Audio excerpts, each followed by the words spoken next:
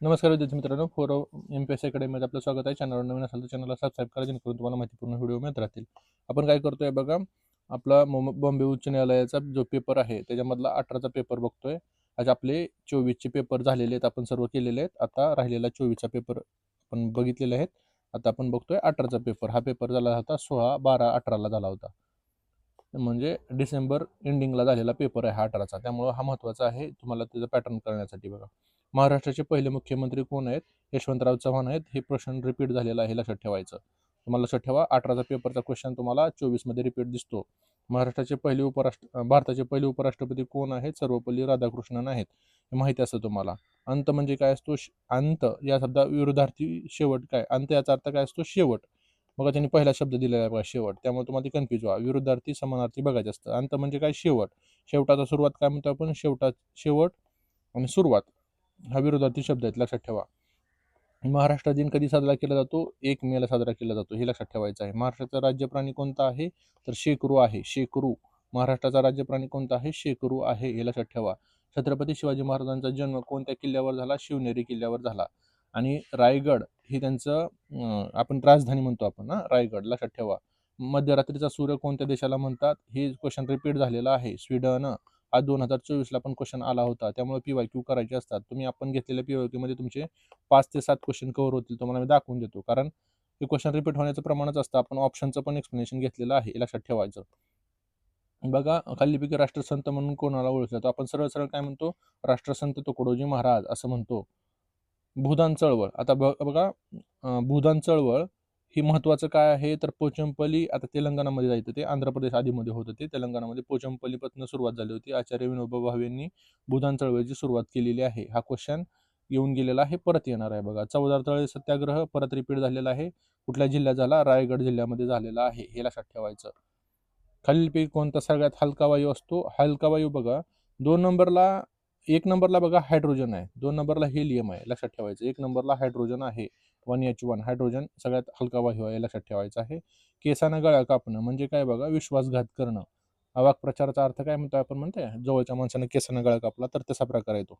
भारताचा पहिला अंतराळवीर कोण आहे? राकेश शर्मा आहेत, हे लक्षात ठेवायचं. हा पाठ करण्याचा पॉईंट आहे. कल्पना चावला नाही, राकेश शर्मा आहेत, हे लक्षात ठेवा. लोकहितवादी. लोकहितवादी म्हणजे कोण? गोपाळ हरी देशमुख. लोकहितवादी त्यांना नावाने ओळखलं जायचं. महाराष्ट्रातील सर्वात लांब नदी कुठली? गोदावरी आहे, हे लक्षात ठेवा. तुम्हाला पेपर सोडवण्यासाठी 60 मिनिटं आहेत, हे लक्षात ठेवा. गडबड करायची नाही. आणि जर गडबड म्हणजे पहिल्यांदा जरी तुमच्याकडे वेळ असेल तरी सारखी उत्तरं बदलायची पण नाहीत. जे पहिल्यांदा वाचलं ते कॉन्फिडंटली ठेवायचं, फक्त गडबड न करता सोडवायचं आहे. आता प्लॅनटिप याचा मराठी अर्थ काय? प्लॅनटिप म्हणजे काय असतं?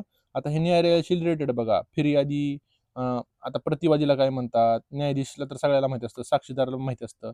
यांनी बरोबर काय विचारलंय? फिर्यादी. जे फिर्यादी म्हणजे कोण? जो बाबा एखादा म्हणतो आपण, मी तुला कोर्टात खेचतो, मग तो कोर्टात खेचणार आहे ना, जो खेचतो कोर्टात जातो पहिल्यांदा, तो फिर्याद दाखल करतो, त्याला प्लॅनटिप म्हणतात, हे लक्षात ठेवा.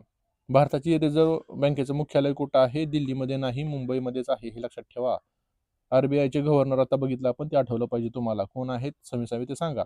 मुंबई उच्च न्यायालयाची स्थापना कधी झाली? 1861चा कायदा होता, 1862ला झालेली आहे, हे लक्षात ठेवा. महाराष्ट्राची सांस्कृतिक राजधानी कुठली आहे? पुणे आहे, हे पाठ पाहिजे आपल्याला. राज्यसभा सदस्यांचा कार्यकाळ किती असतो? तर 6 वर्ष असतो. राज्यसभा सदस्यांचा कार्यकाळ किती असतो? 6 वर्ष असतो, हे माहिती पाहिजे आपल्याला. बघा काय म्हटलेलं आहे त्यांनी पुढचं. एक गणित असतं बघा तुम्हाला कायम, ते कसं सोडवायचं ते पण व्यवस्थित बघा. 10,000 किमतीच्या वस्तूवर 25% सूट दिली, म्हणजे 100 मधनं 25% सूट दिली, तर ती किती राहते? 75% राहिले.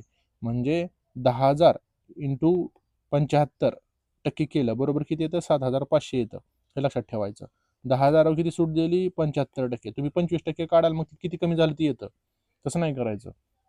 25% सूट दिल्यानंतर 75% राहतं, त्याचा गुणाकार केला की बरोबर उत्तर येऊन जातं 7,500. ह्याची PDF मी तुम्हाला ॲप्लिकेशनला पण दिलेली आहे, ते फ्री आहे, तिथनं तुम्ही जाऊन डाउनलोड करून बघू शकता, हे लक्षात ठेवा. संत गाडगे महाराजांचे जन्मस्थान कुठं आहे?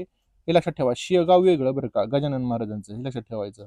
आणि शेनगाव हे वेगळं आहे, अमरावतीमध्ये आहे. शेनगाव, संत गाडगे महाराजांचं जन्मस्थान शेनगाव, अमरावती आहे, असं कंसात दिलेलं.